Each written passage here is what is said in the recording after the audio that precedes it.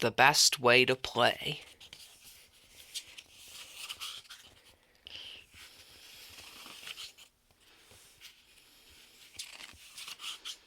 Chapter 1.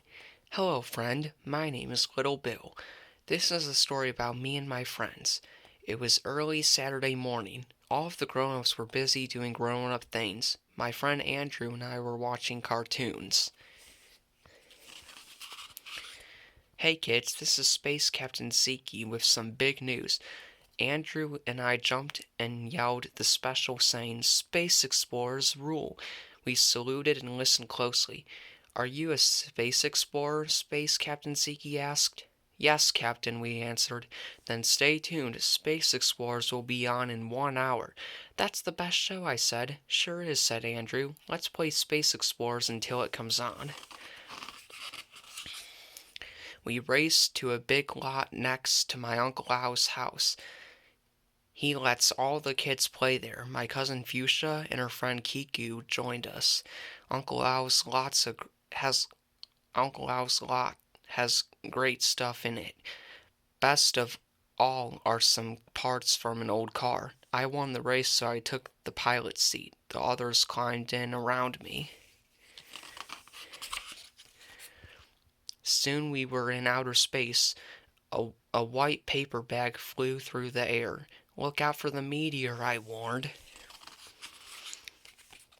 We landed on a planet far, far away and climbed out to explore. Fuchsia caught an alien pet. Suddenly, the owner of the alien pet found us. I had to save my friends back to the spaceship, I shouted. "We have to get away before the monster alien gets us." We ran back to our spaceship just in time. Kiku took the controls. Back on Earth, we ran to my house.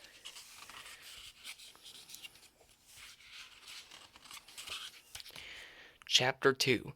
The Space Explorers show was about a giant monster that could break up into 4 little monsters. Then it could go back to being one giant monster. The show was great. At the end, Space Captain Zeke had big news. "Hi kids, we made a Space Explorers video game. So buy a game and show people that you're one of us." I looked at Andrew. Andrew looked at Kiku. Kiku looked at Fuchsia. Fuchsia looked at me. We were all thinking the same thing. "I'm going home to ask my dad to buy one for me right now," said Fuchsia. "Me too," I shouted.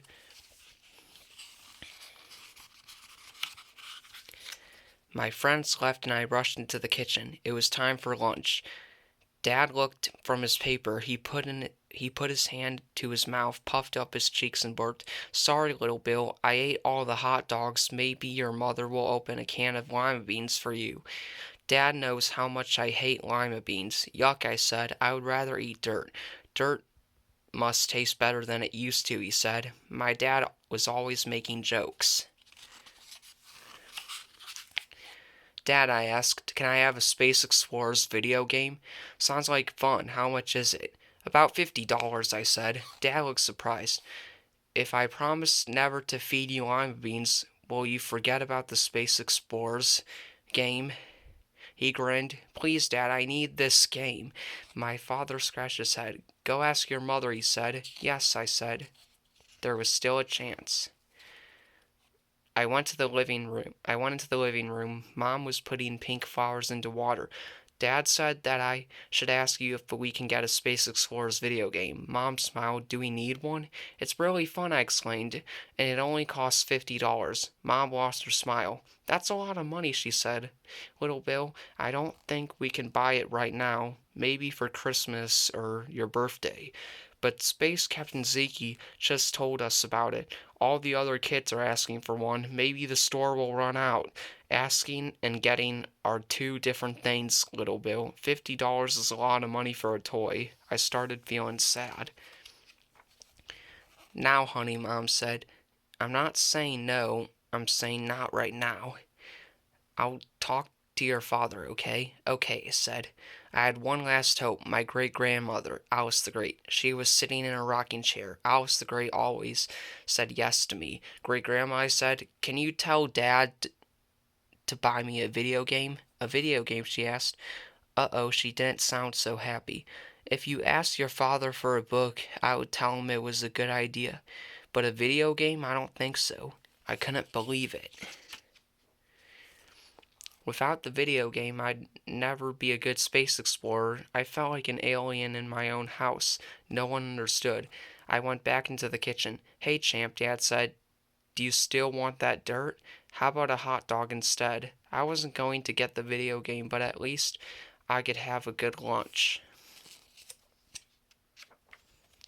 Chapter 3. After lunch, I went back to the lot. Fuchsia and Kiku were already there. They looked unhappy, too. I told my dad that I would set the table every night if he bought the game for me, said Fuchsia. He still said no. My dad said there were too many toys these days, said Kiku. So what's wrong with toys, I said. We sat around and felt sad together. Just then Andrew came running toward us. I got the game, he said. Let's go to my house and play it. Let's go, we shouted. At Andrew's house, we took turns playing the game.